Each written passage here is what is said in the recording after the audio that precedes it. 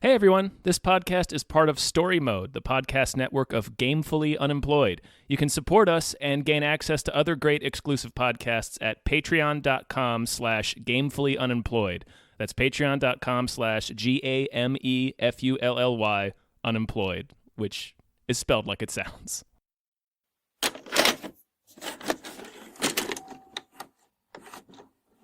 Hello, everybody. Hey everyone. My name is David Bell, I'm Tom Ryman. and we just watched Velvet Buzzsaw. Buzzsaw is ready. Nice. That was terrible. That's a terrible Macho Man. What are you doing up there? That was better. There is some sort of power.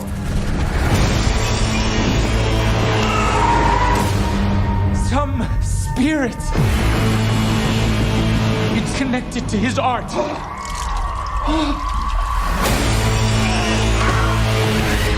Something truly goddamn strange is going on! Okay, how do we start? Because I have something to say about the name itself. Velvet Buzzsaw? We'll lay it on me. Well, when I first heard the name, I was like, that sounds like a punk band. And then... It is. It is. And then it was the whole journey of like, so why is it called that? And the reason is delightful. So how did you like this? Oh, I loved it. Me too. I thought this was a fucking fantastic film. And what struck me, I figured it out about maybe 25 minutes until the end of the movie. I was like, oh, this is like a companion piece to Nightcrawler, because Nightcrawler is about like the low class garbage of LA, and this movie is about the high class garbage of LA. Yeah, that's a good way of thinking of it. I didn't even think about that. Because everyone in this movie is garbage except for the artists, and I think that's important. Yeah, they're all garbage, but they were very entertaining to watch. I've had that problem where like a movie, I don't like any of the characters, and therefore I don't care. And I didn't really get that from this, and maybe it was just because it was a compelling enough plot. Yeah. As a horror movie, I'm gonna say I wasn't very scared. It's not really a horror. It feels almost like a satire. Yeah, well, it felt like almost like a episode of The Twilight Zone or something. But yeah, also very satirical. That's the word. There we go. Nailed it. Yeah, holy shit. I liked everybody in this. Yeah, God, for sure. I'm trying to think of where to begin with this movie. Well, first of all, it's on Netflix. This is our second streaming Netflix movie that we've done this last couple of weeks, mostly because there's nothing in theaters, but also because this movie just looked really awesome. Oh yeah. We were stoked to watch this movie. That is about the only thing it has in common with IO. Yeah, I was about to say this really redeemed IO. For sure. Everybody go probably see this movie before listening to this, because there's going to be some spoilers. It's not a twisty movie, but it's fun in the way of like things happen where you're just like, oh, that's great, or oh, I didn't expect that. There are things to spoil. So yeah. Oh man. So yeah, I think this movie starts in a gallery opening where everybody is just like a caricature of like high society. Yes. Oh, sorry. Just real quick, when you said everybody's terrible except the artists, I would also argue poor Coco.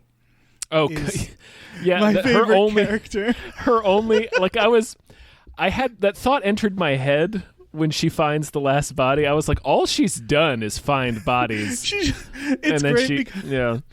Because she's constantly talking about like, I have to move home if this doesn't work out, and all her employers keep dying. Yeah, it's like all she's doing in the movie is discovering bodies. Yeah, and I think when she finds the last one, she screams again. Then she's like, "Come the fuck on!" Yeah, that was fantastic. Yeah. So yeah, the like you were saying, it starts at like high society. Mm-hmm. It's everybody, and convention. It's an art gallery. In the Miami Convention Center in Miami, and it's where we are introduced to pretty much all the main characters. And most of them, you have Jake Gyllenhaal, who's an art critic named Morph. Yeah, it's great. He does a great job in this too. Oh, he's great. He's great. We have Rene Russo, who is the head of one gallery. We have Toni Collette, who's at a museum, the main museum in Los Angeles. The name and of Russo which is escaping me. Russo, this is where we get the title from. She is an ex-punk rock singer, I think, or like part of a band called Velvet Buzzsaw. She was in a punk rock band, called Velvet Buzzsaw. Yeah, and she has a Velvet Buzzsaw tattoo. I liked how they did all the like old punk tattoos on her that you sort of slowly see throughout the movie. Yeah, like she has her bandmates the day she died, like tattooed on her arm. Yeah. And yeah. And that's like sort of, we learn that's like when she sort of stopped believing in art and just and that's kind of the point of this movie, is all of the main cast of characters are just a bunch of vultures who don't actually appreciate art and don't care about it really. It's just they're incredibly cynical. Yeah, and they're just in it to make money. They don't care about it. It doesn't mean anything to them. Jake Gyllenhaal, as a critic, like he criticizes things almost like purely like in terms of aesthetics and style, and not like what it actually means. You know, he never comments on what it means. Yeah, and that's what makes it's so great, because that's all he's thinking about. Yeah, is how there's a good moment later when he goes into Josephine's apartment. Josephine, the same thing. Yeah, when he says this couch is too short for this room, it's swimming in here. Like that's the only thing he noticed. Right, and that's what it is. He's not an art critic. He's like an interior decorator more. Well, he's thinking about everything in terms of what looks good. He's not a deep thinker. Yeah, he thinks of art as a decoration in your house. Like that's it. Yeah, and they all sort of do. They're selling expensive decorations. Yeah, for Josephine and Toni Collette's character Gretchen, it's a commodity, and it's a commodity for Rene Russo too. But she's more of she's like, her character's hard to classify actually. Yeah, because she is jaded, and she does view art as a commodity, and she flat out says that she doesn't care about art and doesn't think it has any value anymore. But she's nice to John Malkovich when the time. It's funny that I love John Malkovich in this movie, and you're right. Great. She does have like a tender moment with John Malkovich. Yeah, like her moment is basically like, look, don't kill yourself over this. Yeah, because it's not worth it. Yeah, she actually gives him the one honest piece of advice that she says in the movie. She's like, go away to use my beach house, take some time until you start making things for you again, start making things for yourself again, and not for everybody else. Yeah. Both John Malkovich and the other artist, what was his name, Raheem? Yeah, I don't remember. I forget Bad his name. Names. It's David Diggs plays him. I forgot his character's name, but they're both Go ahead. I was about to say he's a little bit of a dick, but he's not actually. Not really. Not really. The stuff with Gyllenhaal. Yeah, he explains it. He's like, I thought you guys weren't together. And, Gyllenhaal's such a pompous ass in that scene. Oh yeah, where he's like, anything I felt for your piece is evaporated. Yeah, it's so great. He's so fucking good in this. It's so good. Okay, so we should probably get to like what this movie's about.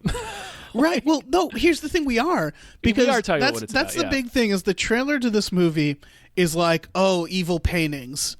But you don't actually you spend like the first half hour, I don't think anything happens for that. It's a horror movie, but I don't want to call it a slow burn, because before the evil painting stuff, I was perfectly happy in this world, like watching what was happening. Right. And that's what it is that it starts just kind of spending a lot of time in the lives of these people, the love lives and their careers and stuff. Yeah, how they, like, Josephine is an assistant working for Rene Russo, that she's a grasper. She really wants to move up. Right. We have a nice small role by Billy Magnuson, I think is his name, from Game Night, who plays the installation guy, Bryson, who's just like a big tool. Yes. Nice big tool. A nice big tool. They did a good job. They knew how to make him a tool. They just kept ear pods in his ears at all time. Oh, they gave him a sleeveless denim vest, too. Yeah, that's it. Sleeveless denim jacket. It was one of those things where they dress him up in a way where the moment you see him, you're like, oh, look at that tool. Yeah, it was that, and he had a little bit of chin stubble. So you're like, that guy's a chode. Fuck this guy. I can see that chode from miles away. Yeah. It's a high visibility chode. Yeah, that chode sparkles in the sun like a diamond. Yeah. I think that's all the main characters. So we have Malkovich, who's an artist named Pierce. Yeah, this is almost an ensemble, kind of the way a lot of slasher horror movies are. Mm-hmm. Yeah, Gyllenhaal's not the main character at all, even though he's top billed. Yeah, this is very much the, I would say the pattern is very much like a slasher movie or a regular horror movie where it's just like, it starts slow, but there's some deaths near the beginning, and then it ramps up, and then the ensemble starts slowly dropping, and then and this is going straight to spoilers, like every good slasher movie, when you think it's all over, there's one final death. Yep. And this was really fun. But yeah, and then the very last tag at the end where it's like, oh, it's not over. It's not over. Yeah, it has all the same beats as any other horror movie, but it's just a really interesting and original premise. Mm-hmm. Which I guess, I don't know if he had a specific... I mean, he definitely had a specific bone to pick. Was Don Gilroy is his name, I think? I think so. I'm so excited Gilroy to see more of his work. Yeah, I'm sure everybody's seen the video that's been shared around where it's the cast interview for Velvet Buzzsaw, and the Gilroy, the director, is describing somebody, and he's saying he described it as being melancholic, I think. And they all like laugh and have to like patiently correct him, like it's melancholic. That's great. I didn't know. I didn't see that. Oh yeah, that's wonderful. I've seen it on Twitter like several times now. Well, he's not a wordsmith. He's directing. No, that just means he's read the word but not heard it spoken out loud. Yeah. Just saying. Yeah. I'm defending him. Sure. We had a solid cameo by Mr. X. Wait, who's Mr. X? Mr. X from X-Files. Oh, really? Yeah. He's the guy. He's the guy that the artist worked with. Remember the janitor he goes to talk to? Oh yeah, that is Mr. X. Holy shit! I'm 95% sure. I think so. I'm gonna have to double check. Yeah. Because that guy seemed. I don't know. I was at that point. I was just so in it. I wasn't noticing things. So the main plot is what's her name? Josephine is in a lot of trouble. And is she? I guess she's her she's job's in trouble. Yeah, we hear that she's been habitually late, and Rene Russo rebukes her pretty strongly, and basically she's on like final notice, so she's like kind of desperate, and she's leaving her apartment one morning, and she notices a cane on the floor, and then looks up and sees that her upstairs neighbor has died, and it turns out he was this incredible artist that was a total shut-in, and his apartment is just loaded with, I think they say, over 1,000 paintings. Yeah, I was really happy they didn't dwell too much on, because my first fear was that she was going to take credit for the paintings, or it was going to be, because that was that movie, A Murder of Crows, if you remember, is based around that. I don't. That's remember that. Cuba Gooding Jr. has a man who dies, and he takes the guy's book and takes credit for it, and then the murders in the book turn out to have been true. I do remember that. It gets so much dumber than that. Like prosthetic makeup is involved. Perfect. My point was, I thought we were going to start tying into something where she has to keep the secret, and I was really happy. Like pretty much right away, she's like tells her boss where she got this art. and they're just like, oh, okay, just lie and say you found it in the trash. Right, yeah, they have a scene with a team of lawyers that tell her exactly what she needs to say so that they can claim the paintings and sell them. It's very cynical. Oh, I mean, yeah. But the paintings are like, I think we talked about this when we talked about it on Hypecast, but like the paintings themselves are intense, but they're not like obviously haunted. No, that's what makes them good. They're haunting, but not. This is, I mean, we've talked about this so many times. They're not like creepy. It's not like in The Conjuring, or like Conjuring when he makes that nun painting, and it's like, well, that's just made to be scary. Right, that's like, a terrifying thing that you would never hang up in your house. Yeah, they're not overtly creepy. They're subtly creepy, and then they change in really creepy ways. Mm-hmm. The picture where they don't have eyes with the boy and the girl, they fade and in. the eyes slowly fade in. Oh, that was great. That's a good one. Yeah. There's a lot of good ones. Yeah. And they also make them good enough where you could see the art world kind of getting into them. Yeah, and that's basically what happens. Right. You can absolutely see that they're just these super intense paintings. Yeah. Yeah, like if I saw one of these paintings for sale, I would buy it. I'd be like, "Oh, that painting is so weird and haunting and very pretty." Yeah, they're all pretty metal in like a weird way. Yeah, like with the two little kids playing in the desert in front of the sun that's reflected in the ground. Like there's nothing obviously creepy about it, but like the longer you look at it, it's like this is just wrong. Like it feels like it feels like there's a sickness oozing out of it. I'm curious to know who actually made the paintings for the film. I'm gonna have to look that up after this for sure. So everybody goes apeshit over these paintings. And then, I mean, slowly, I'm wondering if, like, the mental state of the characters also change? I think, because, well, I mean, Gyllenhaal's definitely does. Gyllenhaal starts seeing things, and he gets more manic. He starts hearing things. Yeah, I think it's I think it maybe has to do with your proximity to it. Yeah. Like, because they go apeshit over the paintings. They stage this huge showing at Rene Russo's gallery, and the two artists, Malkovich and David Diggs, see one of the paintings and are just like immediately both leave. Like they're like, we gotta get out of here. Like we can't. Yeah. Oh. Like, we can't look at this.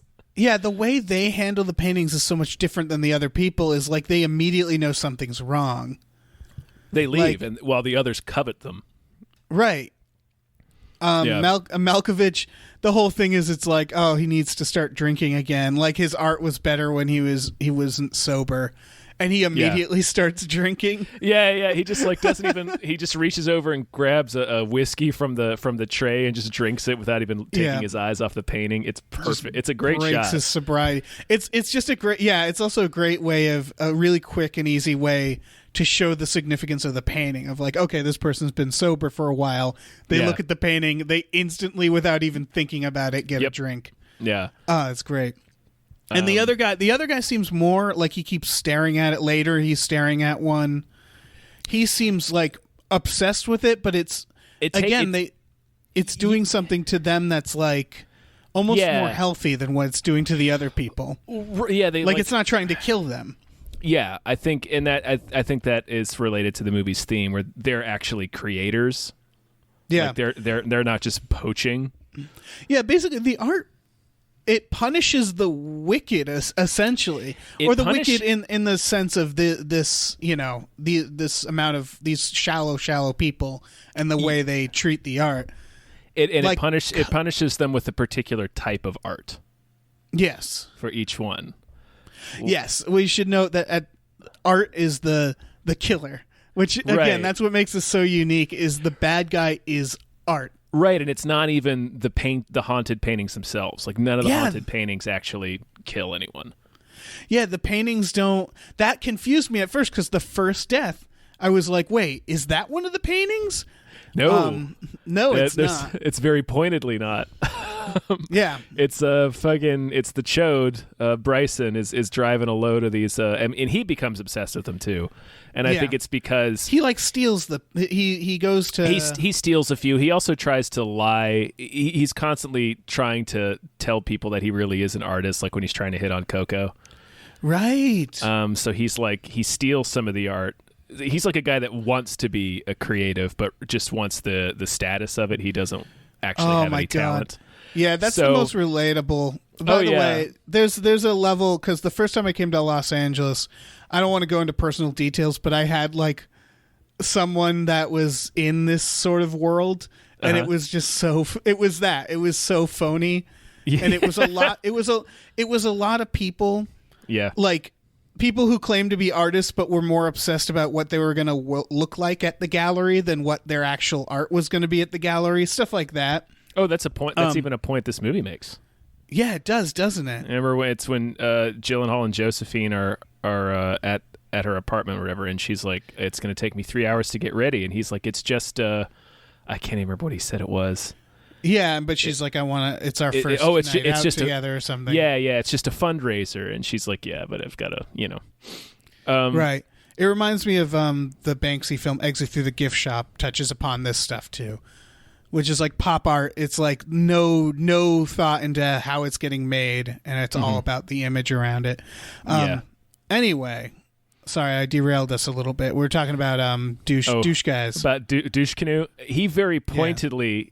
He supernaturally catches fire and crashes his car.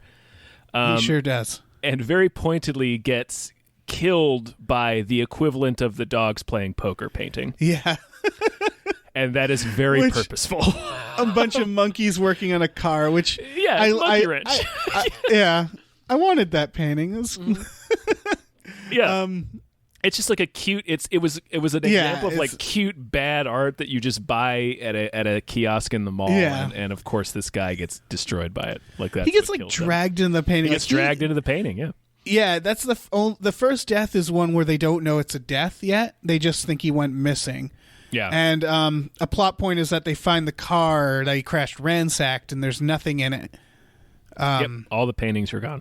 All the paintings are gone. Yeah, that's the first one. He sees the image in the back seat, that was the most the paintings do in terms of manifesting anything. He sees like the image, a person from one of the paintings in the back seat. It's the artist. He crashes. Oh, is that the artist? Yeah, you see him again. And this we forgot about this character, John Dondon, the French or Italian guy. When he gets killed at the installation that he really didn't give a shit about, is that the one where he gets hung? He gets one where he gets hung. Yeah. Yeah. You see the artist on the projector. Oh, you're right. Yeah.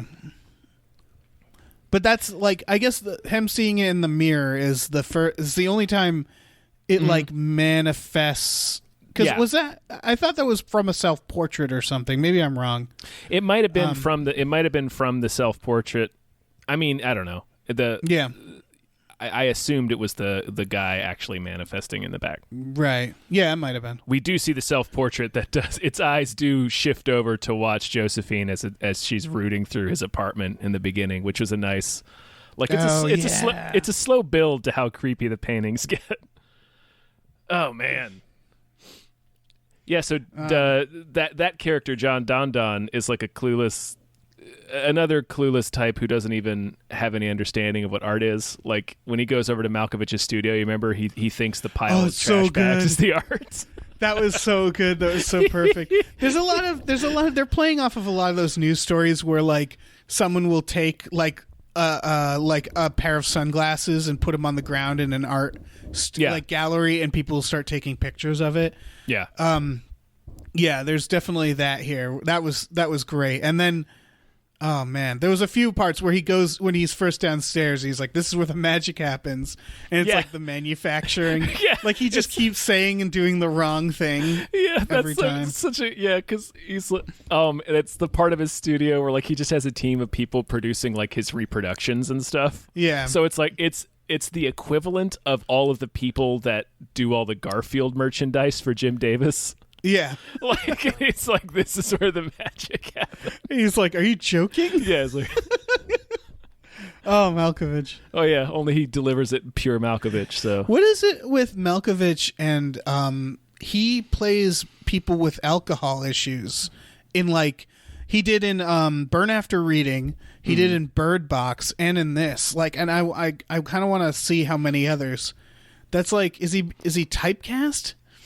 maybe, I mean, I can't. It's hard to say that Malkovich is typecast because he's Malkovich. right? Yeah, He's typecast as Malkovich. pretty much. Whenever you need Malkovich. Yeah, I don't know. That's just a weird get that pattern I've been Malkovich up noticing. in there. Yeah. Yeah, that's true. But yeah, his death. That guy gets fucking dragged up and hung. See, that was these are the deaths aren't. The deaths were like maybe the least creepy parts. Yeah, I think that's right. It was more the build up and the aftermath that were creepy. Yeah, the actual moments like that are like, I don't know if he did it on purpose, but it just doesn't feel like a horror movie most of the time. It feels like a regular movie with like horrific things that happen in it. Yeah. Like it's more fantasy or sci-fi. And like you said, satire. Yeah, it's you're right. It's like a Twilight Zone episode. Yeah. Which I'm not against. No, certainly not. It's a fucking sweet movie. Yeah. So was that guy the second death? Yeah, he was. Okay. And then yeah, we're missing out a lot of the relationship stuff, which is important, but that's true. Yeah. Basically, everybody is leeching off of everybody else is the main point. Like, yeah, pretty much. Gyllenhaal no one and Renee seems Russo, to like each other very much. Yeah. Gyllenhaal and Renee Russo are supposed to... You get the sense that they've been friends for a long time, and they just have a very simpatico relationship. And then at the end of the film, you find out that Gyllenhaal's...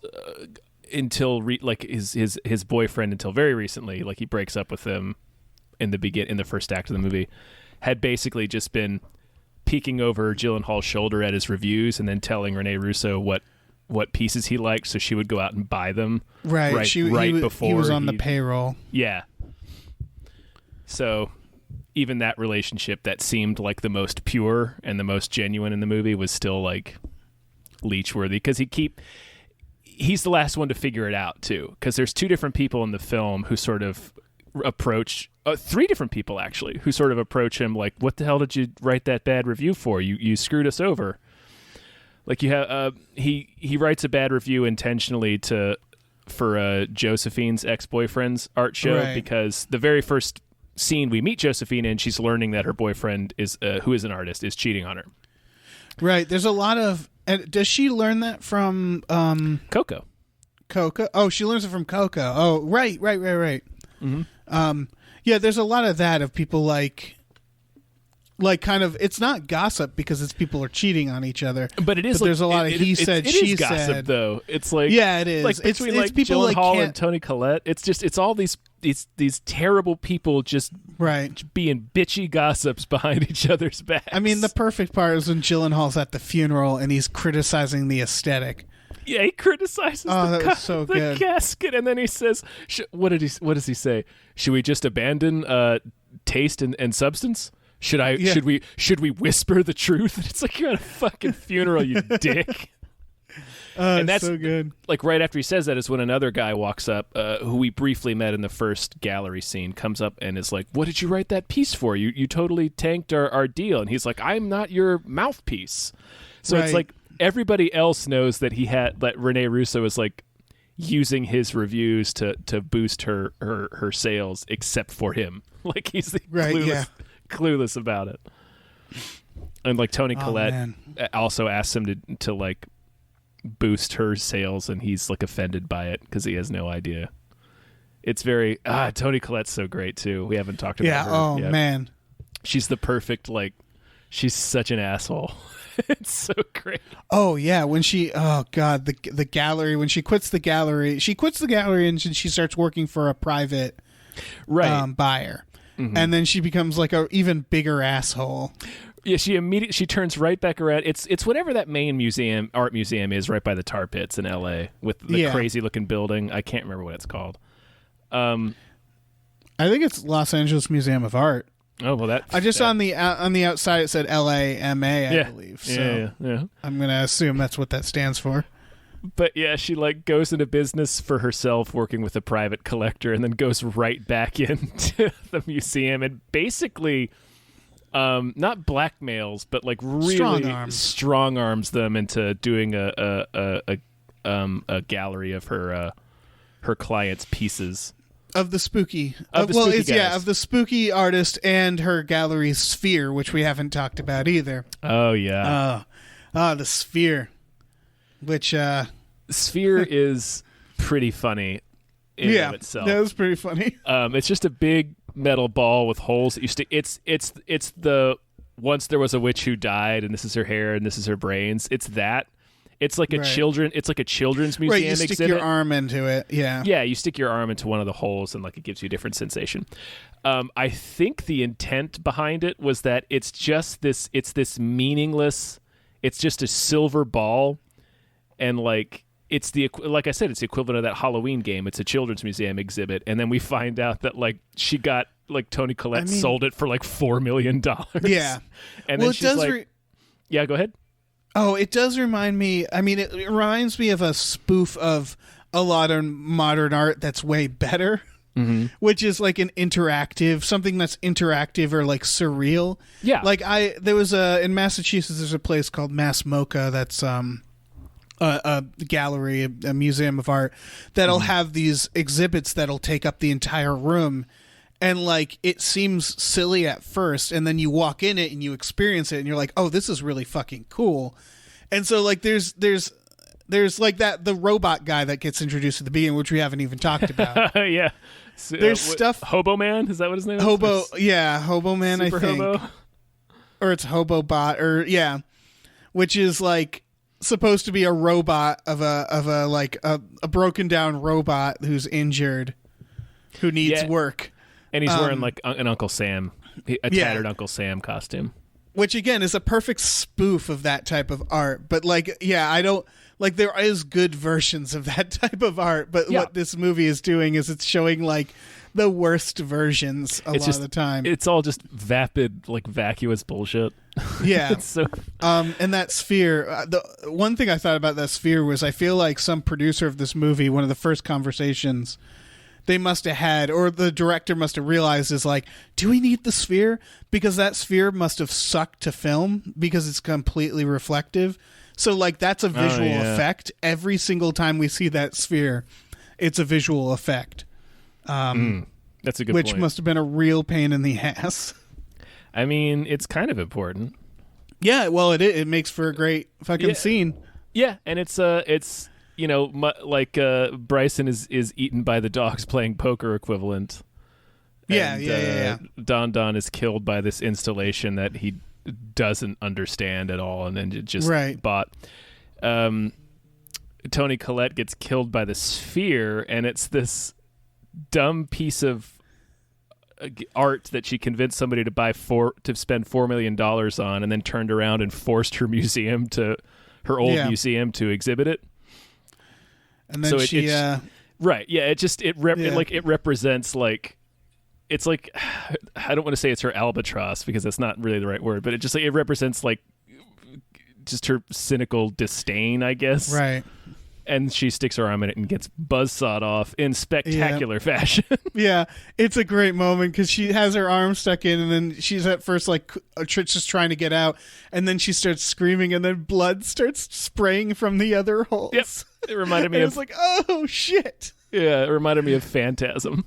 Oh yeah, and then the best part, because I saw this in the trailer, but they did a really good job at making this horrific, was that she loses her arm and then dies and bleeds out next to the Sphere, and then she was the last one before they closed up the night before, so the gallery opens the next day and everybody just assumes she's part of the art. And what made that great was like, that's a funny punchline. Yeah. And then because it's being explained, who's explaining it? Jake Gyllenhaal? Josephine's explaining it, I think, to Gyllenhaal, right? No, to Rene Russo. Okay. And then she's like, and apparently then some school children came in and they started playing with the blood. Yeah. They're just stamping around in the blood. Good. And it's like, that's so creepy and funny at the same time. And then, of course, Josephine adds on to the end of it that, like, we couldn't... The evil dead artist is named Dees, which is funny. Yeah. It's like, but we couldn't shut down the Dees exhibit. Everybody is going apeshit over it. Full name is Dees Nuts for the artist. Yeah. Yep. Yeah, and everybody loves it. Yeah. So she like had to add and of that course in there. They also didn't know the only when they realized something was wrong was when of course Coco showed up. Yeah. And found her boss dead. Found the second. Yeah, that's right. She finds Don hanging from the ceiling. Yeah. And then she finds armless Tony Collette. Yeah. Oh man, it's a rough week for Coco. She has a bad week. So about this time, this is about when I think Jake Gyllenhaal starts realizing there's something wrong with these paintings, right? He's been going into he's trying to write a book, which I thought was a really good way to get exposition. Yeah. Is him like, I want the full book rights. And so he's researching it. Mm-hmm. And they're doing stuff where they're like trying to figure, they brought in like a woman to like figure out what the paintings are, made of. Trying to catalog it all. And she's like art restoration and cataloging. Yeah. And then he's looking into the backstory of this guy who's apparently criminally insane, killed his own father. Probably killed his mom, too, because it says their house was burned up by his mom and his sister. It says his house was burned down in a mysterious fire, and then he was in his dad's custody, and then apparently his dad abused him. And he killed his dad and burned him alive. And right around this time, do we also learn that the paintings are painted with blood? They sure are, but they tell you that in the trailer. Yeah. Which is kind of a bummer. Yeah, I mean, that wasn't a big surprise. There had to be something wrong with the paintings. Right. I like that they never really get into the mythology past that. Yeah, they don't bother to try to explain it. It is just what it is. There's nothing to explain. Yeah. So yeah, Jake Gyllenhaal starts realizing something's wrong. Yeah. There's more love triangle stuff. And then who goes first? I feel like they go at the same time. The next two. Oh, people who die. It's Josephine and Gyllenhaal. Yep. Gyllenhaal gets murdered by a robot. It's his neck snapped by Hobobot, which is fitting for him because Hobobot's a puppet.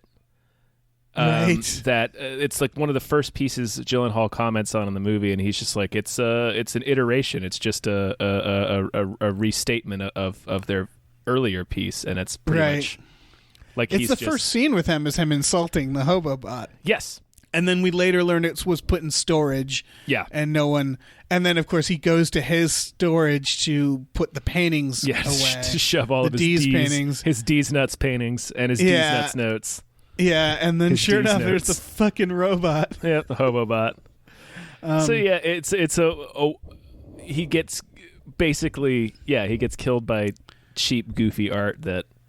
Yeah. That was also a puppet, like he was... It's very fitting. It's very fitting. And then Josephine is at a bar with her new boyfriend, the artist who's decided to leave Rene Russo? David Diggs, yeah. What happens is they're in Josephine's apartment and he's looking at one of the D's paintings and he sees the smoke the fire start to move in it, and he's like, if you watch this painting, it starts to move. And she's like, you need to stop looking at that painting. And then he's kind of like, I gotta go. Something came up. Yeah. And then he takes her to this bar on the other side, a kind of dive bar. And he's like, so I'm going to start showing my paintings with my collective buddies again. I'm not going back in your studio ever again. Yeah. It was a solid idea. Yeah. And then she dunks on him for being like, she's like, what are you going to hang around here and just do graffiti and street art? Like what? Right. What's the point of art if nobody sees it? And then she gets killed by graffiti. Yeah, she sure does. This was the least horror-like moment, and I thought one of the coolest moments. I thought this was the best one. Well, all right. I guess the actual death didn't scare me, but then the aftermath was freaky. Right, when they zoom in on the the tow truck comes and picks her car up, and then it zooms in on the graffiti, and you can barely see her outline in the graffiti. Yeah. That was great. But it's awesome. Essentially she gets lured into an art gallery with a bunch of graffiti art. Which is essentially like what he's avoiding. Like what he doesn't want to happen is basically this graffiti art being displayed this way. And she makes a phone call, and the graffiti starts slowly leaking off, which I thought was really cool. Behind her.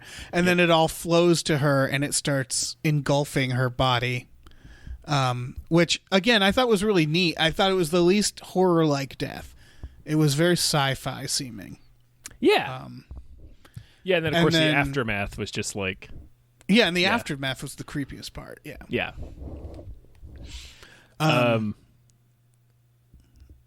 I feel like that's nearing the end. Pretty much. Again, it's like a horror movie where people are slowly figuring it out, but they're dying before when it's too late. Rene Russo has guys come and take every piece of art out of her apartment, out of her house. Which was a smart move. Very smart. Yeah. She's almost killed by the art outside her house chasing her cat. That's what's happening. Well, she's talking to Josephine. Yep. Who dies. Yeah. So she figures it out because Jake Gyllenhaal also came to her and like laid it all out. Yeah, he's the only one who figures it out the most. And save him from Hobo Man. Yeah. He was almost out. He was almost out. Yeah. So Rene Russo has all the art taken out, and then she's sitting there, and then the camera.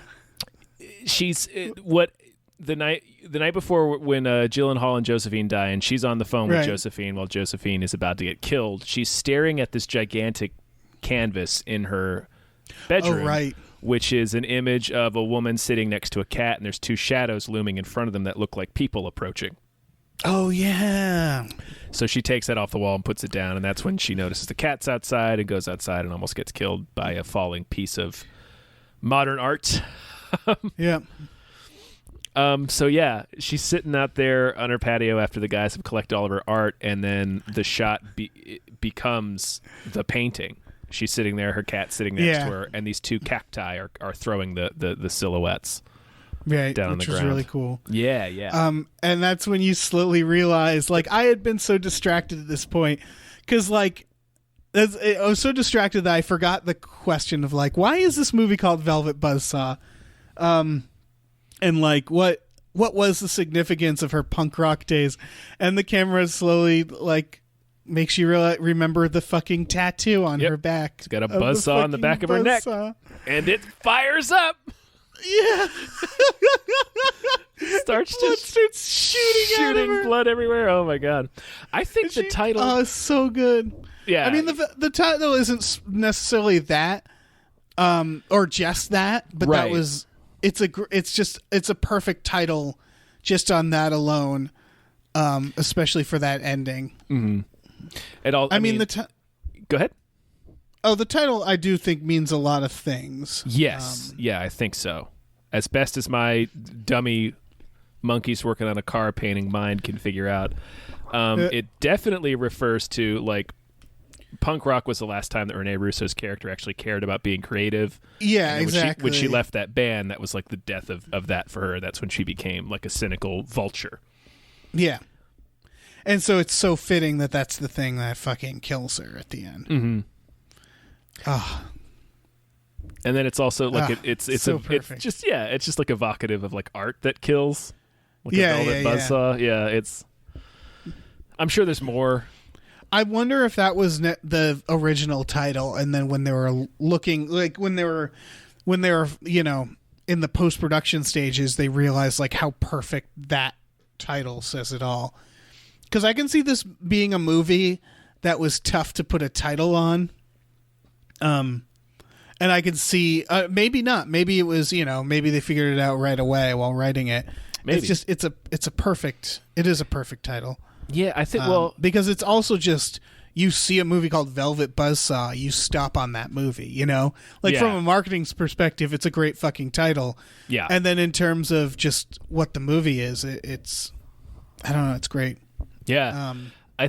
I suspect it was probably in the first drafts, just because like the director's previous movie Nightcrawler, that title's kind of the same in that it means that's a whole true. lot of things. Right, you're right, and it's like not directly, it doesn't seem like it's directly related to the plot at first. Yeah. Although Nightcrawler is definitely an easier, right. Like you watching that movie, you're like, oh yeah, I know why this is called Nightcrawler, and it's not as exciting a title as Velvet Buzzsaw. Yeah. I don't know, but they're both they're both good titles, yeah. Very compelling titles. And the last scene is, of course, Coco fucking off to the airport. Coco to the airport. Because her final they show her finding Jake Gyllenhaal, because they keep setting it up, and that was when I should have realized Jake Gyllenhaal was going to die, when he was like, all right, I need you to go to my store. He hires Coco like really quickly, and he's like, go to my storage tomorrow, you need to catalog everything, and then he goes to his storage and dies, and of course they then show poor Coco going into the fucking storage to see his fucking twisted head body. Yeah. Which we never see.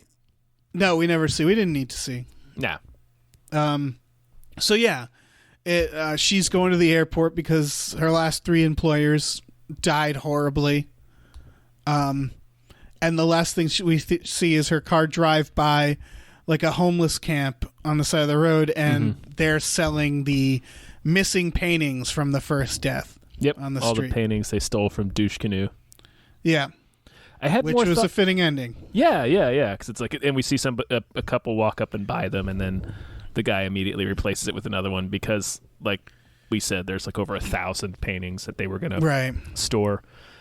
I had another thought actually about Gyllenhaal's character and his death, because like Gyllenhaal, like he's gay but he's not. He's bi.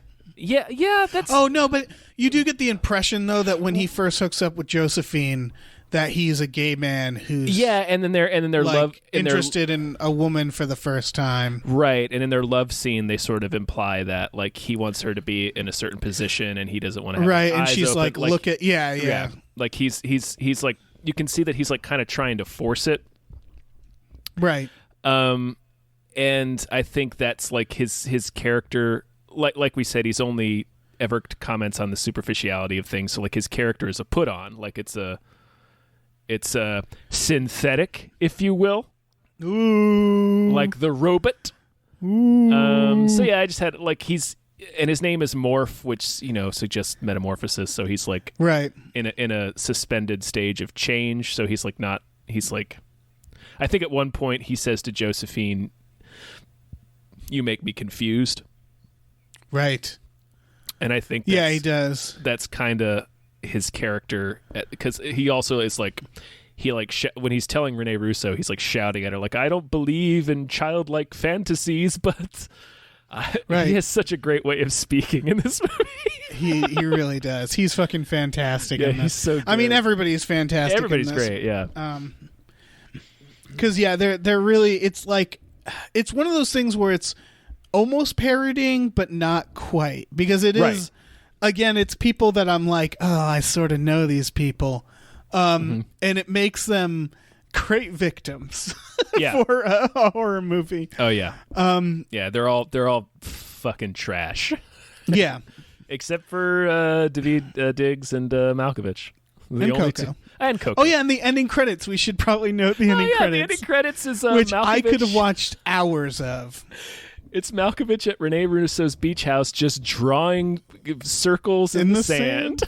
just having a grand old time. And it gradually zooms out, and he's just drawn like a whole field of circles. Yeah. Just spirals in the sand with a stick. He's just having a blast.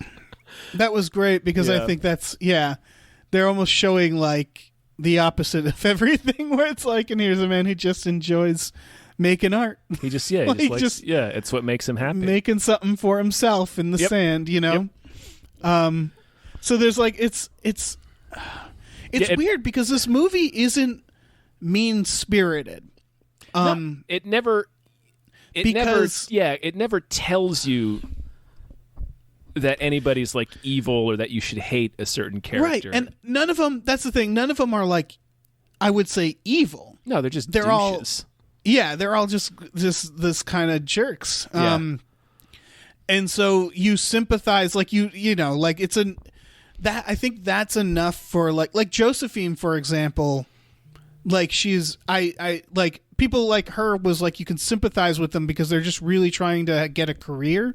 Or like Coco is the perfect example of the innocent side. Yeah. Where she's just this young girl who just really wants to fucking make it in LA.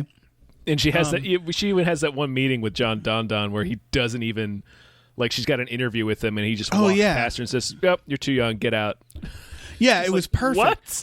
Because it was really showing like every aspect of this industry where everybody's very passionate, but everybody's just like also very terrified and protective and territorial, and like everybody's just bound up in this world that's about something that's supposed to be like the opposite of that. It's art, you know?